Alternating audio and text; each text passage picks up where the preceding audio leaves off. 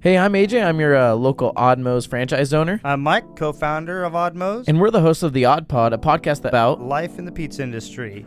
We're going to have on some franchisees. We're going to have some different vendors on. We're going to get a snapshot of what goes on behind the scenes in the pizza world. Don't forget to tell them about the sports. There's sports. And the crazy wacky pizza that we have every Wednesday that we create. And we also have a special guest every week as well. And I'm Gage, Odd Pod Senior Sports Analyst. Gage, who gave you that title? Me. Oh boy. Find us on Spotify and Apple Music and the Podbean.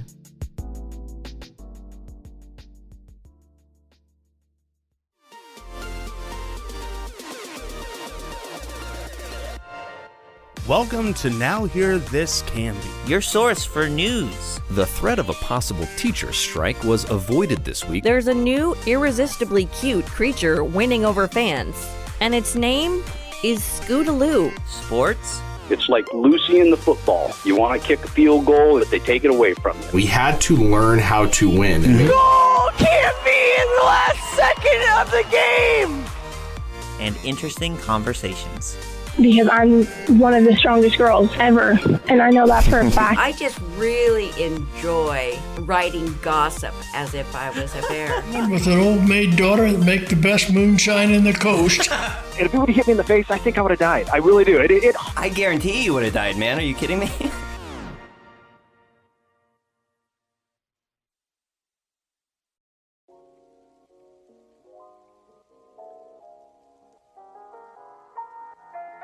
Welcome to the Now Hear This Canby podcast. Happy Halloween. I'm Tyler Frankie, and this is what's happening this week in our community. Canby Mayor Brian Hodson and other local elected officials and conservative candidates joined a roundtable discussion on homelessness, crime, and the state's drug crisis last week, hosted by Republican legislative leaders and GOP gubernatorial candidate Christine Drazan, who also lives in the Canby area. Oregon Republican Senate Leader Tim Knopp and House Republican Leader Vicky Brees-Iverson convened the October 24th session with Drazan, current and former law enforcement officials, and politicians. Democrats have had one-party control of Oregon and have failed to put a stop to the crime and homelessness problems, Brees-Iverson said in a press release.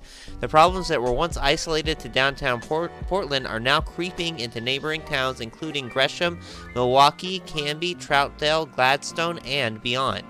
Participants included Senator Bill Kinnemer, House District 39 candidate Corey Haynes, House District 40 candidate Adam Baker, House District 49 candidate and Troutdale Mayor Randy Lauer, former state representative and House District 52 candidate Jeff Helfrich, all Republicans, along with Sandy Mayor Stan Pulliam, Gladstone Mayor Tammy Stemple, and Hodson. Republicans have sought to weaponize rising crime statistics in Oregon metro areas in recent years, blaming them on Democratic leaders, including outgoing Governor Kate Brown. Between 2019 and 2021, the homicide rate in Portland increased by 207%, and the city is on pace to meet or surpass last year's record 92 killings and 1,327 shootings. Car theft is also on the rise, with more than 9,000 reported stolen to the Portland Police Bureau last year, though more than 90% were eventually recovered. Republicans said they have a plan for improving public safety in the state and communities, including recriminalizing hard drugs, investing in law enforcement resources and training, but did not go into further detail. Hodson also attended a roundtable in August featuring U.S. House Republican leader Kevin McCarthy and 4 Oregon GOP congressional candidates that focus on rising crime and homelessness in the Rose City, among other topics. He said at the time that he does not believe public safety is a political issue. I do see it as bigger than right versus left, Democrats versus Republicans, Hodson told Now Hear This Canby this summer. Across the board, having a safe place to live, work, and play is crucial to all involved.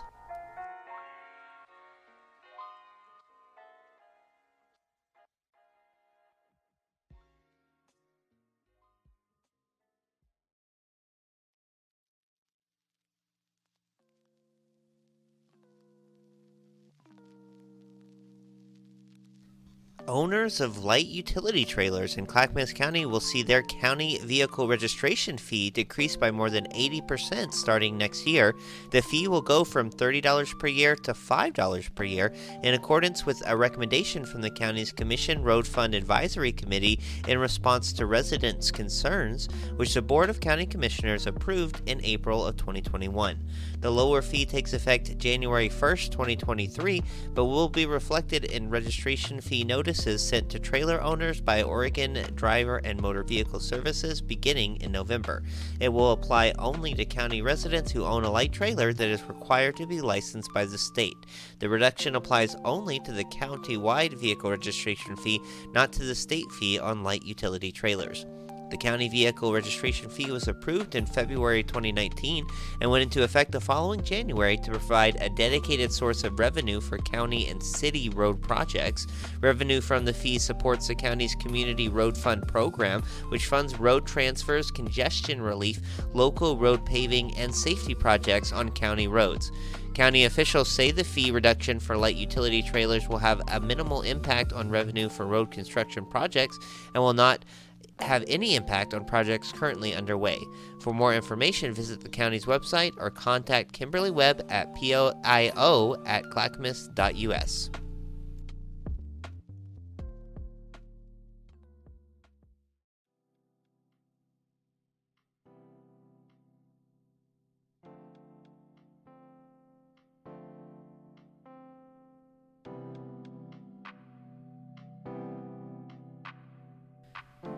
The Canby Historical Society is hoping to have the more than a century-old Railroad Depot Museum added to the Canby Register of Historic Landmarks and recently submitted an application to that effect. According to CAHS Vice President Ken Daniels, the designation will help preserve the site, which also serves as the group's headquarters and a museum honoring the community's history, and will be a plus when they apply for grants. When a windstorm toppled Canby's Oregon and California railroad station in 1891, Southern Pacific built its replacement using one of their standard designs for small community depots. It served the town until SP closed it in 1976. The then 107-year-old structure had been decommissioned and was on the verge of being torn down. Fortunately, starting in 1978, a grassroots movement that had started in Canby to have the depot, which then was the oldest still standing in the entire state of Oregon, designated a historic structure and turned into a museum. Community activists interested in saving a site that had been central to the development of their city worked together to preserve the building, relocate it, and convert it into a museum, said CAHS member Carol Palmer, who researched and wrote the landmark application. The movement included members of the Canby Area Chamber of Commerce and other community organizations, with assistance and support from the Canby City Council and Clackamas County. A portion of the warehouse had to be removed to fit the structure to its new site. It was moved in 1983, and after repairs were made and the interior was remodeled, the museum opened to the public in 1984. As part of the historic landmark designation requirements, the CAHS will host a neighborhood meeting to gather information from interested residents. The meeting will be held at the depot at 6 p.m. Tuesday, November 1st. The city will hold a series of public hearings to consider the application, the first of which will be hosted by the Heritage and Landmark Commission during its December 5th meeting. If the HLC approves the application, it will go to the Planning Commission for approval of a historic zoning overlay, and then to the City Council for final approval. If you would like more information about the neighborhood meeting, you can contact the CHS at depotmuseum@canby.com or call 503-266-6712.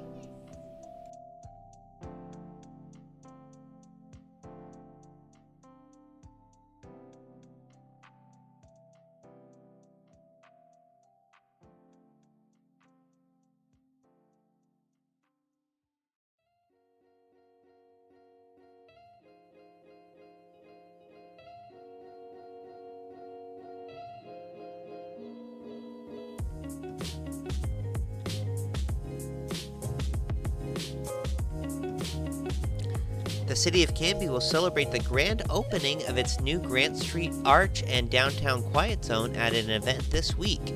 The grand opening event will start at 6 p.m. Thursday, November 3rd at the corner of Northwest 1st and North Grant Street and will coincide with the first Thursday night market in downtown Canby. The event will feature speeches by Canby officials and city staff. Light refreshments will be served after the honorary ribbon cutting. The Quiet Zone, which officially took effect in late August, allowed trains crossing the Union Pacific Railroad tracks at 3 downtown intersections, Elm, Grant, and Ivy, to no longer blow their horns except in emergency situations or to comply with other federal regulations. Funded by urban renewal dollars, the project also involved the installation of new safety mechanisms and other upgrades to the 3 downtown railroad crossings, including new signage and flashing lighting and horns to alert pedestrians of an approaching train. The project had been in the works for several decades and took 3 years to plan and realize. It also featured the construction of the new Grant Street Arch, which was unrelated to the Quiet Zone safety improvements, but combining the two saved on project costs and meant Grant Street had to be closed for construction only once last year instead of twice. The two projects, which amounted to one of the most significant the city had undertaken in years, were aimed at economic development, with city leaders hoping the arch would help entice motorists passing by on Highway 99E to visit and patronize downtown merchants and restaurants, while the Quiet Zone is meant to improve livability and economic viability downtown. The Grant Street Arch is uplit on both of the pillars anchoring the archway and will feature 3 historic plaques. The lighting displays can be changed throughout the year to highlight events and holidays, and even celebrate the achievements of Canby High School students and athletes. The city is still accepting suggestions from the Canby community for a time capsule that is proposed to be installed in the northwest pillar of the arch. To make a recommendation of items to be included, you just need to fill out the city's short online survey. You can find a link to that survey in this story on our website.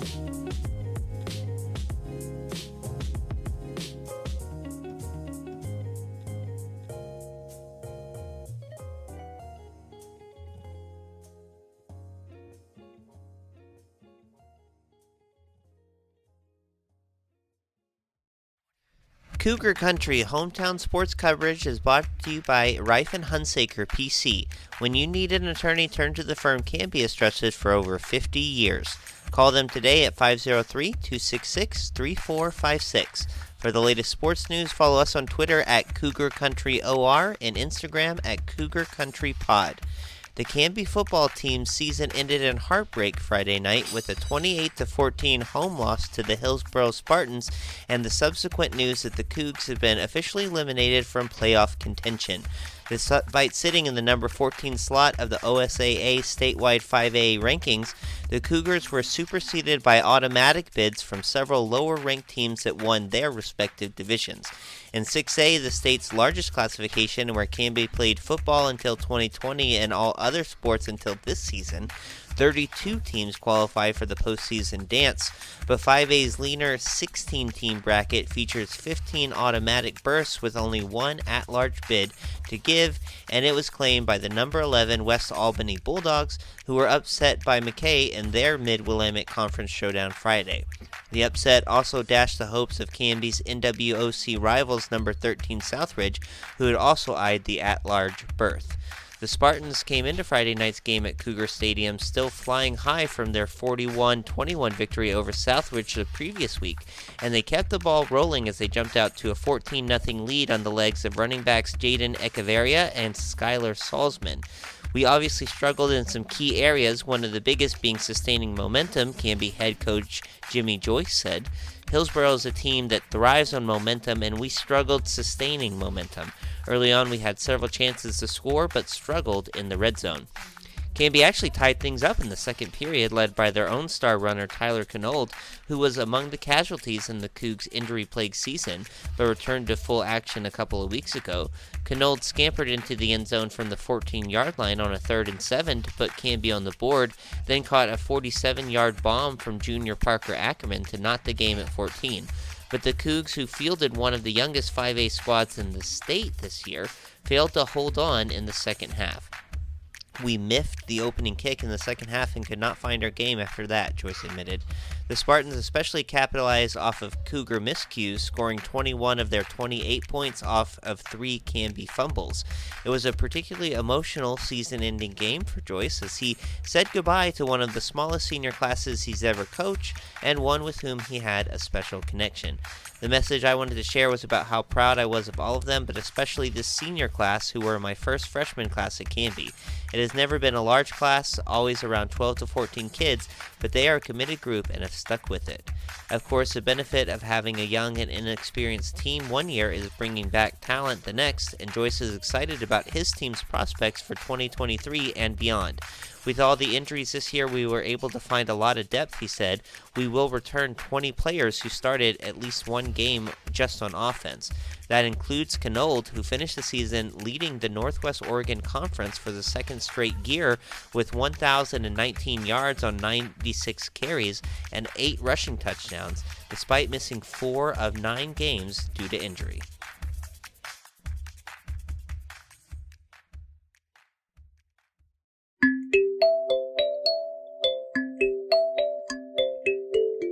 Wow, Frankie, that sounds great. I didn't know that you could play the kalimba. Yeah, well, I've been practicing a lot. I'm really hoping to make it onto the 434th season of America's Got Talent. Well, good luck with that, man. Yeah, hey, I was actually just about to check my email and see if they responded. Uh-huh. Yeah? Oh. What? Well, they hated it. No way. Yeah, they said it was really bad, but not in a funny way, so they're not interested. Dang. What song did you end up playing? The same one I was playing earlier. Listen, here's what I uploaded. Oh.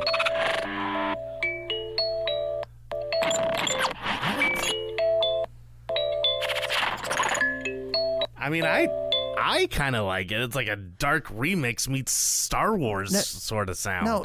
That's not what I recorded at all. How did this happen? Dude, it's like I always tell you. That choppiness you're hearing is because your internet provider speeds are on the slower side. Everyone focuses on downloading, but upload speeds are just as critical for students, remote workers, would-be reality talent show stars, really anybody who uses the internet to share their passion with the world. Is there a show called America's Got Bad Internet that I could audition for?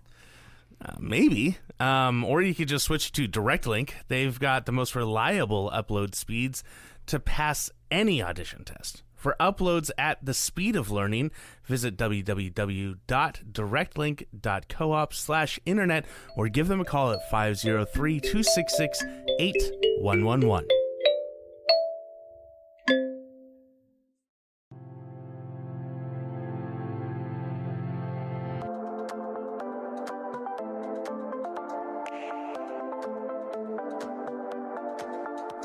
Okay, so we have on the line Parker Ackerman. He is a Canby High School junior and athlete on the Canby football team. Is that right, Parker? Yes, that's correct. Yeah, and do you do other sports as well? I play basketball and lacrosse. Awesome. We just obviously, sadly, wrapped up our football season, unfortunately, with a loss to Hillsborough. I know that was a really tough loss. How are you guys doing with that? Obviously it's tough for all the senior guys. There are a lot of guys on the team that I've been playing with since 3rd, 4th grade. I played with all the way through grade school. And then through middle school, we kind of took a break because we do 7th grade only and 8th grade only teams. Then getting back into high school, I was able to play with those guys again. And I've played with a lot of those guys in basketball and lacrosse too. So I think it's always tough ending a season. I think I'm handling it okay. I had some basketball practice this morning. Kind of to the next thing. Basketball. So it's tough. I don't like to linger on the past. I mean, obviously it's tough. But it was great to be with all my guys last night. Got a lot of pictures with everyone. So it definitely is going to be a group that I'll remember. Yeah. I know it can be emotional because obviously, I watch you guys, especially at every home game. And one thing that I think stands out year to year with Canby is just the intensity, just giving it your all. And when it does come, unfortunately, to the end of the season, it is just really heartbreaking because that, you just watch those guys just leave it all on the field, and to not be able to get the outcome that, they wanted is hard. Yeah, for sure. And yeah, we had some injury problems this year. I mean, with me, I sprained my left ankle in week 3. I think I sprained my right ankle in week 7. And there we had some other guys. We had some other guys struggling with injuries, but yeah, to your point, I don't think our guys ever gave up. We always came to practice motivated to play hard and to do our best. We knew that we had to pick up some slack for guys that were out. But it was also great that guys that were out were still showing up to practice every day and still being involved with the team. So that was really cool to see. Yeah. So we've also talked to your coach, Jimmy Joyce, about the story that we're going to kind of get into. One of my first questions that I interviewed him with was just, because I wasn't sure, kind of some of your background with the Canby football program, and if you'd play freshman ball and stuff like that. And the way that he answered that question, the way he phrased it, I thought was kind of cool. But he was like, Parker grew up a Cougar. So can you just kind of tell us, I know it kind of is even bigger than you with your family and stuff, but kind of your connection to Canby athletics growing up. Yeah. I've always played. I think I started basketball probably in kindergarten, playing preschool. And then I played I-9, flag football. And then starting in 3rd grade, when we, started tackle football, my parents weren't going to let me play at first. And, I was begging them to let me play. So they let me try out. And so from there, just kind of my love for football and basketball just kept growing. And I actually started out as a baseball player. My dad, my uncle, and my cousins are all big baseball guys. And then in 4th grade, I ended up switching to lacrosse. I liked it a lot more. And so they give me some stuff about that. But I remember I believe it was 5th grade during basketball season, after one of our practices, I came home and my mom was like, "Hey, I want you to go meet someone right now." And I was like, "Okay, I don't know who it is, but let's go." And it ended up being Coach Slaughter. And at that point, I hadn't really heard much about his story or with his son, AJ. Right. But my mom and I ended up going to his neighborhood, and we knocked on a couple houses because my mom didn't know where he lived exactly. So we found out where his house was. And we ended up talking to him for, I think, like an hour and a half, maybe. Just kind of introducing myself. And we were just talking. He shared all about AJ's story. And then he gave me one of AJ's Portland State 31 shirts that they give out to people. So that was really cool. That was a really cool experience for me. And then I kept in contact with him. He came to a couple of my basketball games throughout middle school, and then starting in high school. Hang on, Parker. So Coach Slaughter, obviously, he and his wife, amazing people. But this meeting that your mom engineered was about wanting to connect you potentially with the football team and get you into that pipeline, or just wanted you to hear their story? It was. Well, at that point, I was already into football, really. Okay. So I think it was more of my mom wanted me to just meet them because obviously start to get connected. It's a great story. Yeah, just to get connected with Coach Slaughter. And just to hear from just to hear their story. And then obviously because he's the high school coach, and at that time I was in 5th grade. But just kind of I guess to meet, some of the high school coaches for when I get to high school, I kind of already have that bond with all the coaches. Well, that is one thing that is so cool with, and I've talked to over the years, that's been 3 or 4 years now, which has been really cool of kids coming through the football program. And so many of the ones who grew up here do talk about kind of that experience that you're sharing as well, but of going to Canby High School football teams as as a kid, and I'm AJ Slaughter, or I'm these guys that they grew up watching and kind of emulating and just dreaming of wearing that high school jersey. It's a really neat, very unique to Canby kind of small town thing. Yeah, which is really cool. Yeah, and I remember that too. I have a lot of memories of my couple friends coming over, and we'd play some Madden on Friday nights, and then we go over to the high school, have a good time watching varsity. And I think about that a lot. I thought about that last year and this year too. Growing up watching those guys, thinking they were superstars, high school football. And then now that I'm there, it's just really cool to see, the journey from when I was a little kid to now I'm actually in those shoes. Yeah. Well, that does give a lot of context to your story, right? Because obviously, so you kind of grew up dreaming of following this path. Then COVID and the different things kind of invaded and kind of derailed things. And then I believe it was, correct me if I'm wrong, but around Christmas time, around fall of last year, that you got some health news some personal health news that really was serious. Yeah, you're right. It's actually interesting. So my freshman year freshman football year in the fall was kind of when it started, or at least when one part of it started. I just remember going to practice one day. My hip was really tight and really sore, and I didn't remember getting hit in the hip. And then over time, I played my freshman football season, and then kind of in the middle of my freshman basketball season was where my hip was really getting painful. And I still didn't know like what happened, and I was like, this is kind of weird. Like, I never got hit. What's going on? So I started going to some physical therapy, trying to figure out what was going on. What hip was it? It was my left hip. Okay, and it would like just hurt, just kind of dull ache all the time, or would it be when you run or were doing physical things, or like more sharp pain? Yeah, it was mostly just sharp pain.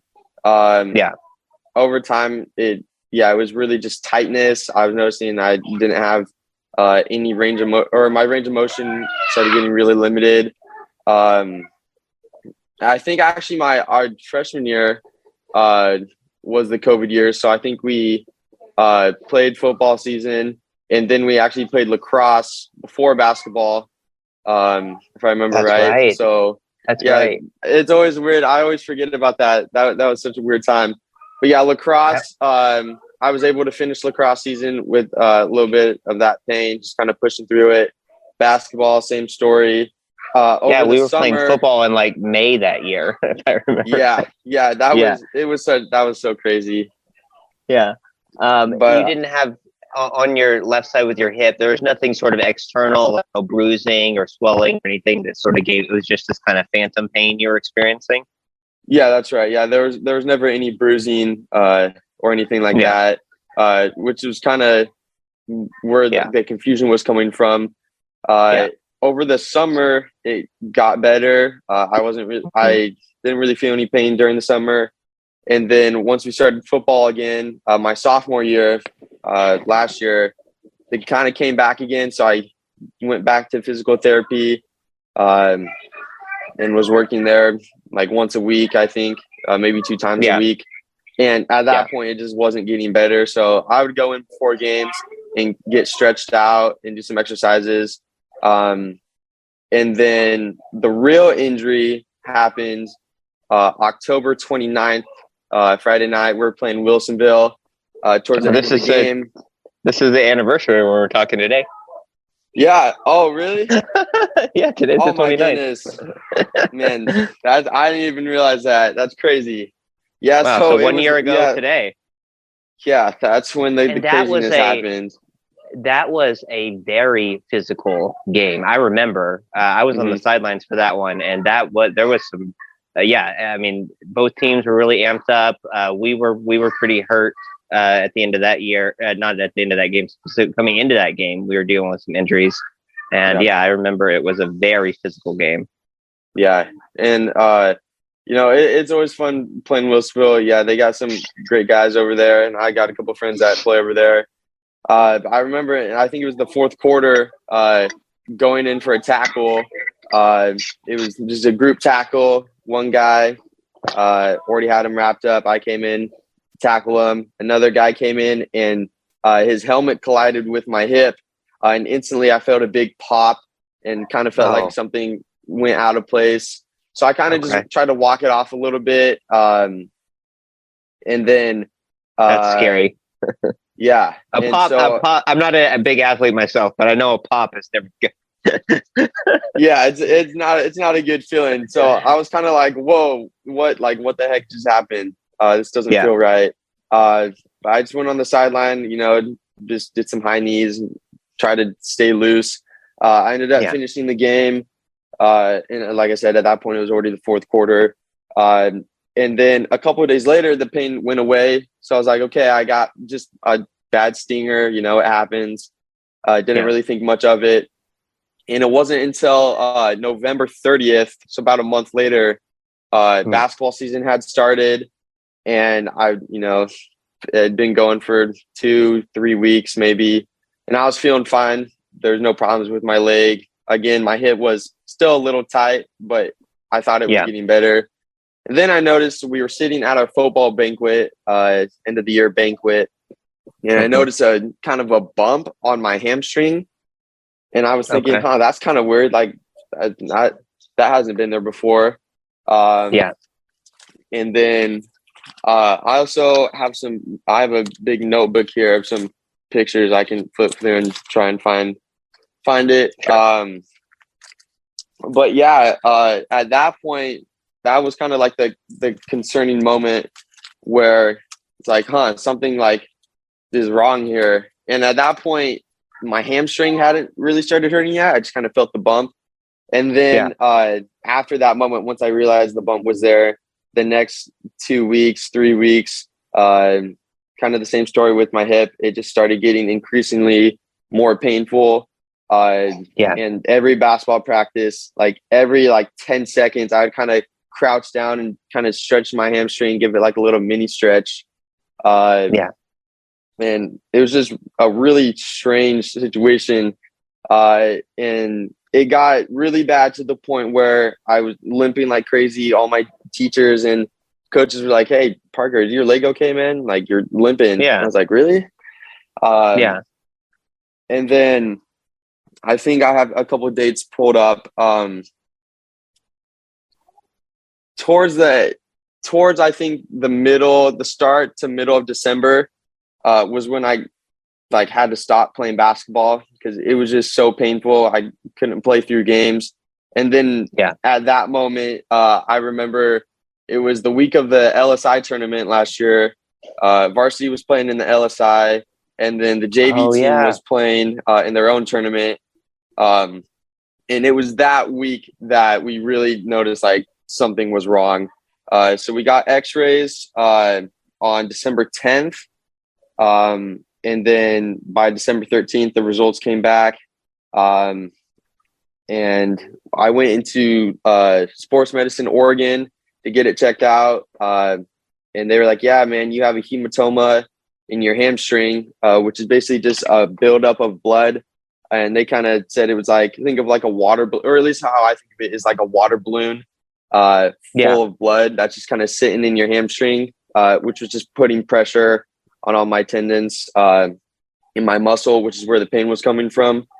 And so my first visit to sports medicine, Oregon, they just stuck a big needle in it with ultrasound, and they tried to drain some of the fluid out. And instantly it felt way better. They couldn't get all of the thicker blood out, so there was still some of that hematoma in there.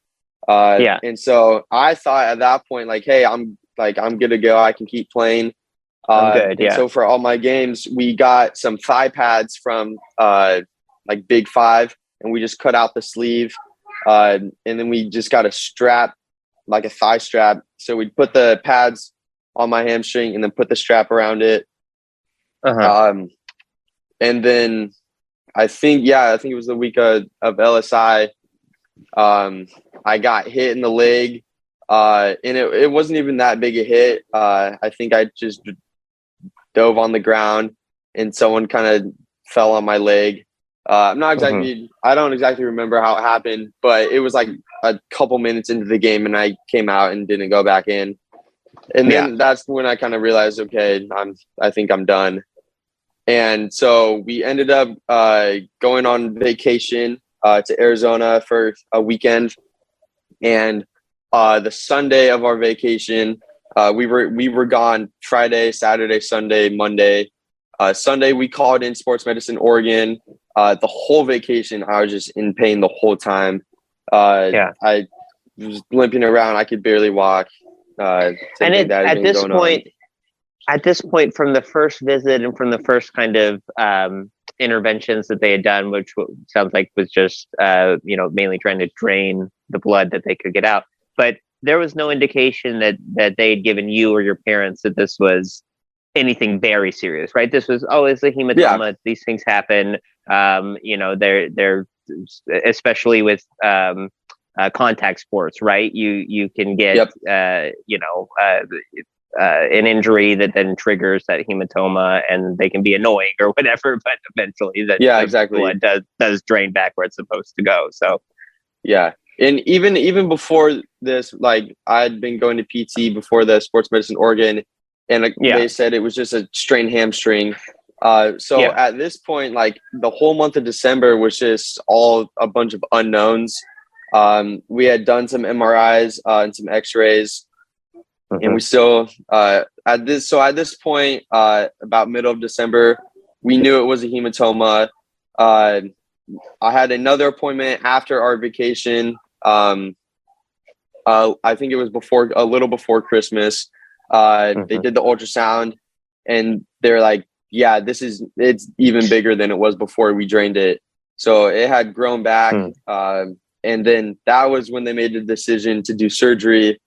They said the only way we can get this thing out completely and keep it from coming back is just to take it out through surgery. So my first surgery was Friday, January 7th.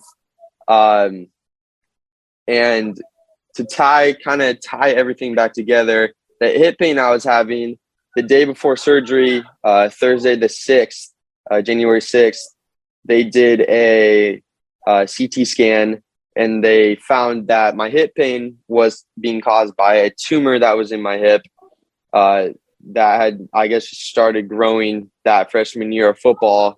So that whole time from freshman year until last January, I just had a tumor in my hip that I didn't know about, but it made a lot more sense why I was having that hip pain.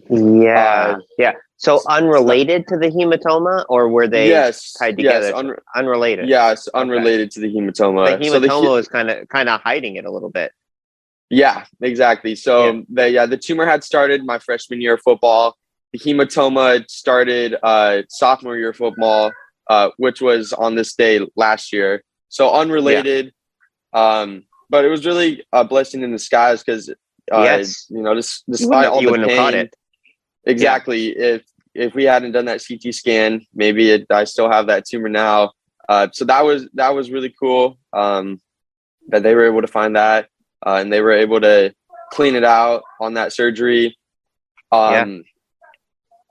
So the first surgery we thought went really well at first, and then sorry, my mom's sitting right here trying to give me some other information. She remembers stuff better than I do. Yeah, he says hi.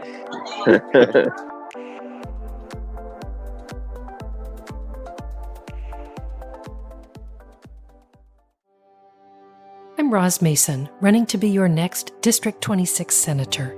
I work for a living too. Like you, I've seen prices rise steeply in local stores. It started with COVID, when we could understand supply chain backups. That's still 30% of inflation. But can you guess the biggest reason prices are climbing?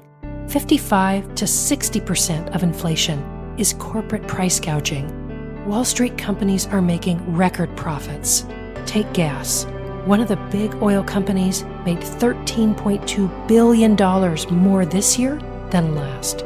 Want the facts and figures? Check out masonfororegon.com/inflation. This is not fair. In Salem, I will fight for policies that help working people and our rural communities to prosper. Paid for by Mason for Oregon 21968.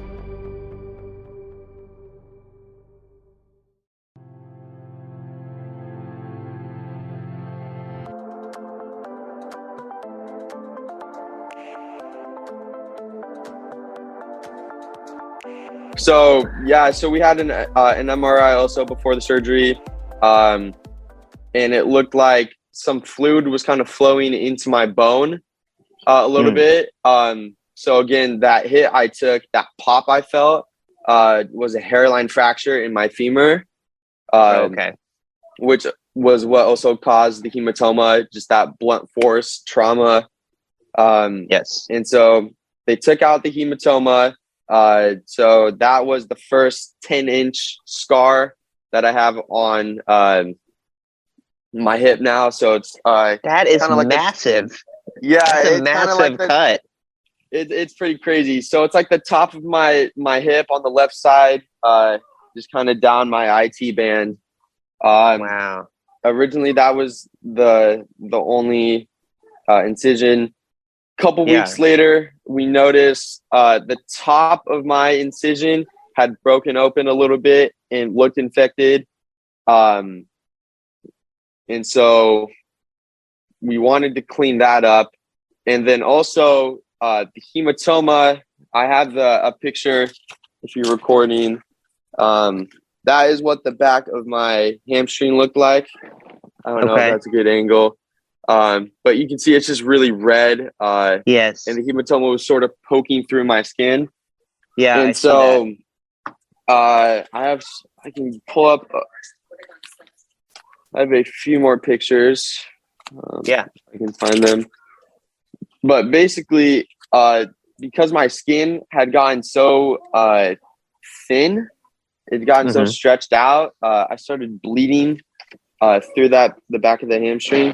So that was the top that kind of popped open. And then this, that top picture is the side of my leg.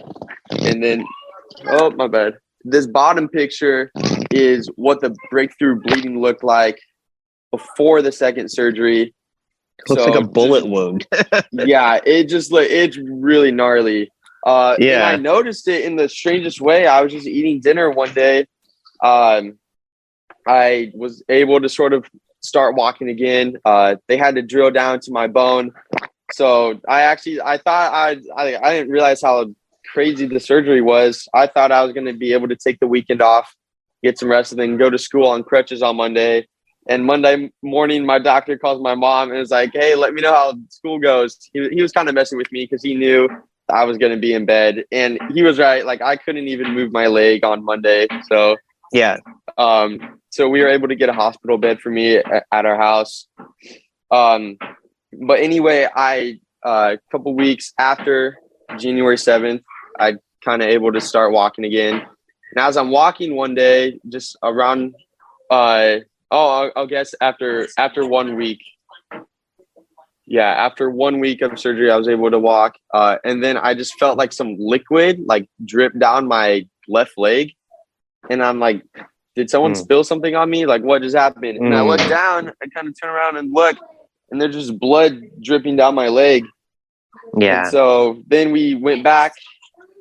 Yeah, and then we went back to sports medicine, Oregon. And then we planned another surgery because they realized, that is not good. From the looks of it, like you said, it looks like a bullet wound. Pretty crazy stuff. So they realized also that hairline fracture, the hematoma had started flowing into my femur, which caused an infection. And so Tuesday, January 11th, after the surgery, my infectious disease doctor called me at 2:30 like right as school was getting out, and she was like, "Hey, can you get here to St. Vincent Hospital by 3:30?" So we bolted over there, and we made plans for a pick line, which you can kind of see. I have like a little teeny scar right there from it. So I got the pick line that Friday, January 14th. And I had it for about 9 weeks. Every Thursday, an infusion nurse would come to our house, take some blood work, and then switch out all the tubes and all that good stuff, make sure it was working all right. So the PICC line was just for antibiotics because that hematoma did infect my bone, my femur, and was kind of eating away at the cortex of the bone. So again, a couple of pictures of just the PICC line going in. So some pretty crazy stuff. So yeah, March 18th was the first day. I had no PICC line, and then I still had my incision back, but I got that off within 2 weeks. So about 2 weeks later, I was able to start playing lacrosse, practicing a little bit. We ended up getting Evo shields for both sides of my legs, just in case, but for especially the left for the hamstring and for my hip, just for some extra protection. I ended up getting cleared by my surgeon for full contact, which was really exciting news. My lacrosse coach, I feel like I was driving him crazy a little bit because I kept wanting to just get in there and practice with everyone at full speed. But he'd make me sit out, and he's like, "Hey, man, you need to take it easy. Like your time will come, but like let's be smart about this." Well, I want to ask you too, because I know, and this was something I knew from Coach Joyce as well, that you were just so single-minded that, I mean, it was never even a question to you that you were going to be back doing football, back doing athletics as soon as you could. But what was driving you to that? Because I mean, to me, it's like, you know, the injuries came from sports, right? Like, did you not feel any kind of hesitation from just jumping back into that after all you had been through? So there actually was a time, it was before my first surgery, about December, where I asked my mom one night, I was like, "Hey, like," it was after the first.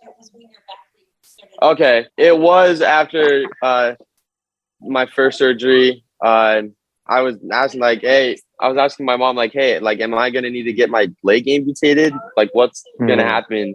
And so we asked our infection doctor, because at that point we still didn't really know. The infection had gotten pretty bad. And she's like, "It shouldn't come to that." So we were so kind of like, okay, we hope not, but we still don't really know.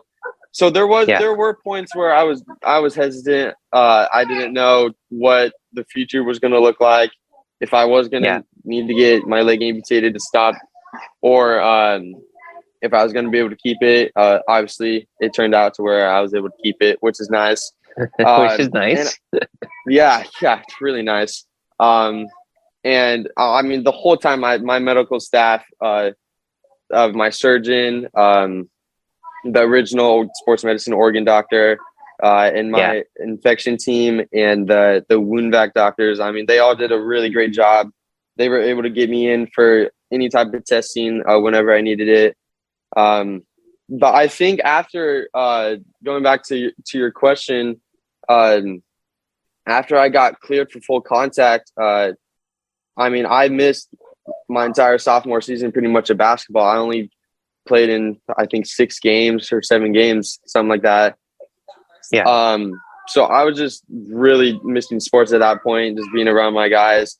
And I think it just came down to like, I love sports too much to kind of give it up. And the other thing too is like, the injury I had is not something that happens very often, obviously. So I was missing a ton of school time with all my appointments, which, I mean, I don't think that would happen. I was, with my wound vac appointments or physical therapy or whatever it was, that doesn't really happen ever.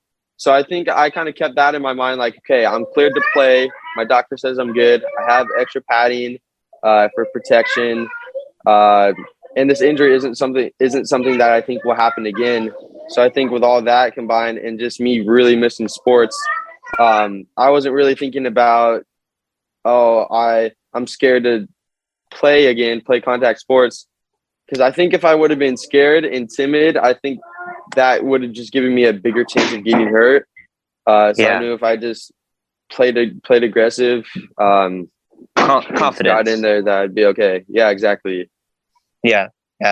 Well, I want to say, I just want to preface this by saying I am so, and I know so many other people are so impressed and inspired by how you have come back from this and recovered from this. I mean, you're such a warrior, and it's really incredible to see you overcome something like this, and then even just period, and then come back to athletics and be able to play at such a high level. But having said that, I just don't want this question to seem trite or anything. But do you feel what you have overcome is incredible? Do you feel that maybe some good came from it, that it kind of you got maybe some toughness or that it has given you something more than maybe you had? Because I know this season, like you mentioned at the start of this interview, you've dealt with some injuries and you've just battled through that. Do you feel like what you've experienced with all these medical challenges has kind of helped you in that? Yeah, for sure. I mean, it definitely gave me a lot of toughness. Even in lacrosse, I got a minor injury. I just got kneed in the thigh pretty bad. I had a little thigh contusion. I think like every injury I get now, I just think, hey, it could be way worse. So, I like this year with football, with my ankles, I never wanted to miss games. I think I only missed one game that I didn't suit up. I mean, it was tough. There were 2 games where I only played the first drive against Southridge and Centennial. I only played the first drive and then got hurt again, kind of had to come out. My coaches didn't want to take chances on me getting more hurt. That was definitely frustrating. But I was just thinking like, hey, like it's just a sprained ankle. Like it could be way worse. And I think the other thing is just like I've had my hip bone exposed to open air in a huge gash. Yeah. I think I can handle a sprained ankle. Yeah, exactly.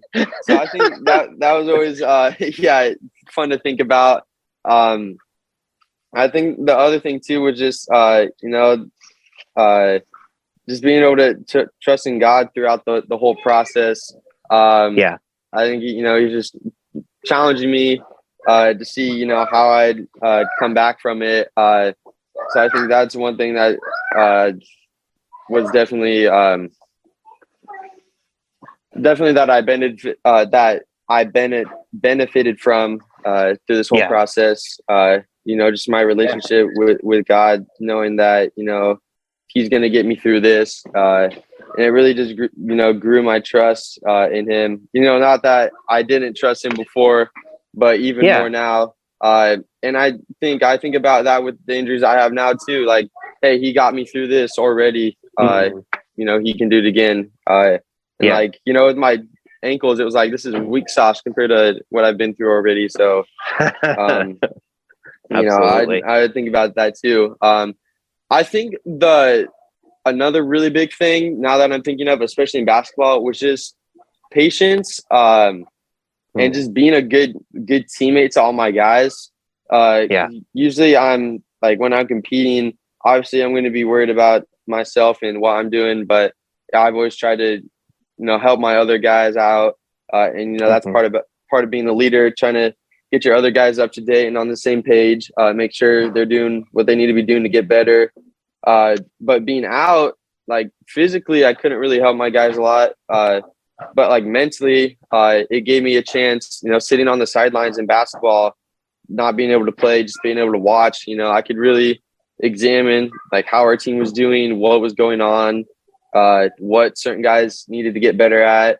So I was just able to really encourage my guys and I think I just grew as a teammate, being able to help guys out. And patience, obviously. I think what made me want to get into lacrosse so much was not being able to play basketball my whole season. And I'm glad my lacrosse coach was able kind of make me chill out, because I was just really ready to get into it. And he kind of made me calm down, was like, hey, it'll come, you'll get there, but we need to take it slow. And even in basketball with my pick line, I wasn't supposed to be doing any quick arm movements, because they didn't want to jack up the pick line and then have something even worse happen if it started leaking everywhere or something.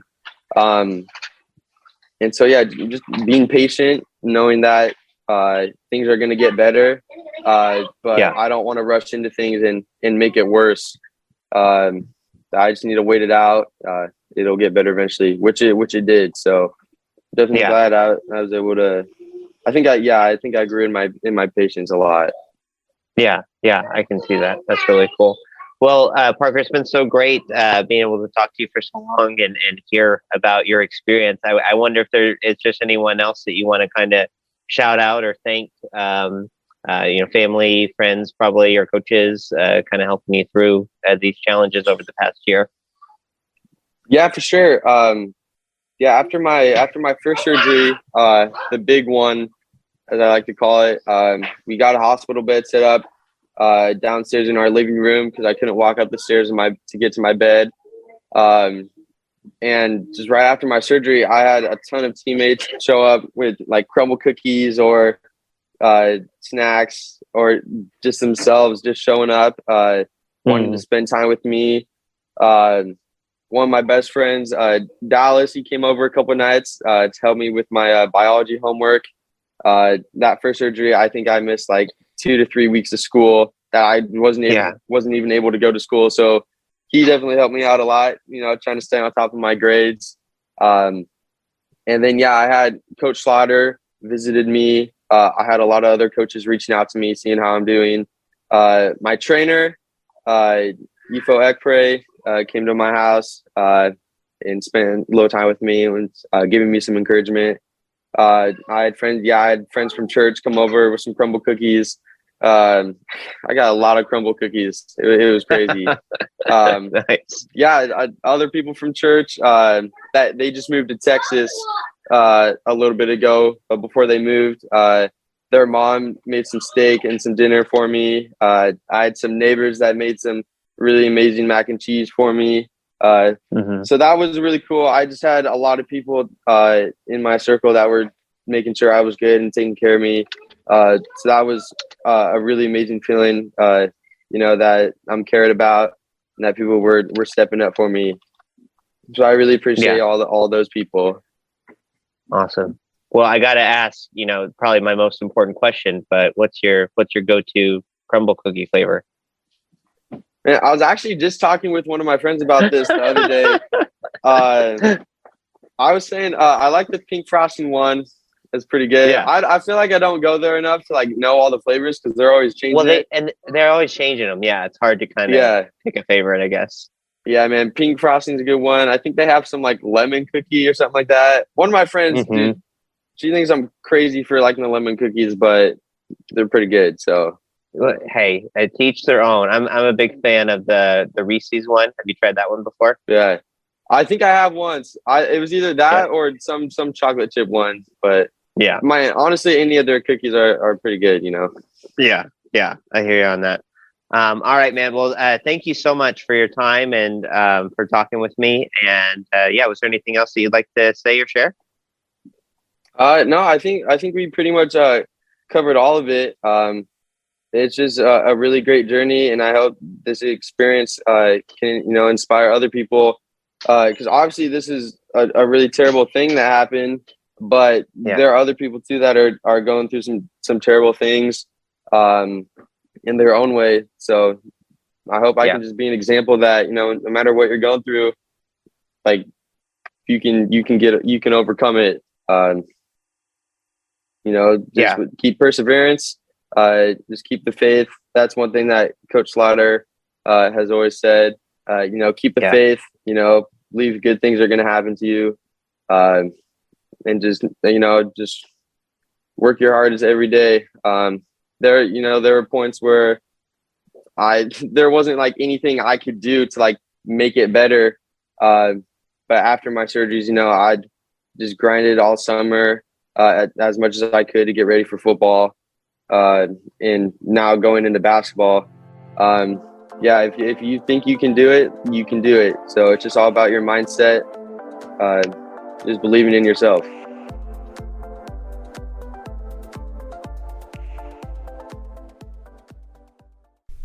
Tyler, did you know that the Australian lyrebird can mimic any sound that it hears, even chainsaws? No, that's super interesting. Did you know that a baby puffin is called a puffling? Or that baby sea otters can't swim, so their moms wrap them up in pieces of kelp until they learn how to paddle? Wait, do you know any trivia that isn't like animal related? Not really, but here's some stuff you may not know about the Wild Hare Saloon, where Canby goes to eat and have fun. Okay. The Wild Hare is one of Canby's longest running locally owned restaurants. Owners Joan and Darren Moden have been in business for 16 years. That's cool. Yeah, heck, you were just a baby back then.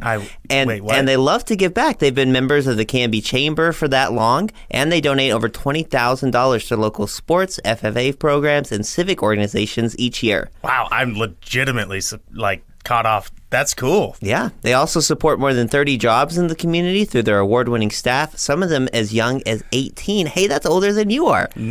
Dude, I'm 10 months younger than you. With the days getting longer and the weather getting warmer, the Canby Wild Hare's expansive outdoor patio is the place to be. Furry friends welcome. Well, that sounds great. I'm going to go check them out just off of Highway 99E next to the Space Age in Canby at 1656 Beaver Creek Road in Oregon City, or on their website at thewildharesaloon.net. Now Hear This Canby is produced by me, Tyler Clausen. Our content director and star reporter is Tyler Frankie. And of course, our show is edited by Cameron Clausen. We also feature the vocal talents of Joy Struby and James Walden, so a round of applause to them. The song that you're hearing right now is Canby by singer-songwriter Olivia Harms, used with her permission. To find more work from her, you can visit her website olivia13.com.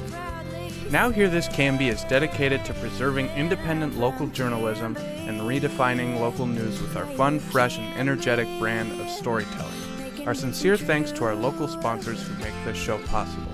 Please show your appreciation by supporting the small businesses who support us. The production of Now Hear This Studios, Canby's locally owned full-service audio, video, and media production company. Our mission is to produce the best content in the universe, and we'd love to help you do it. Find us online at nhtstudios.com.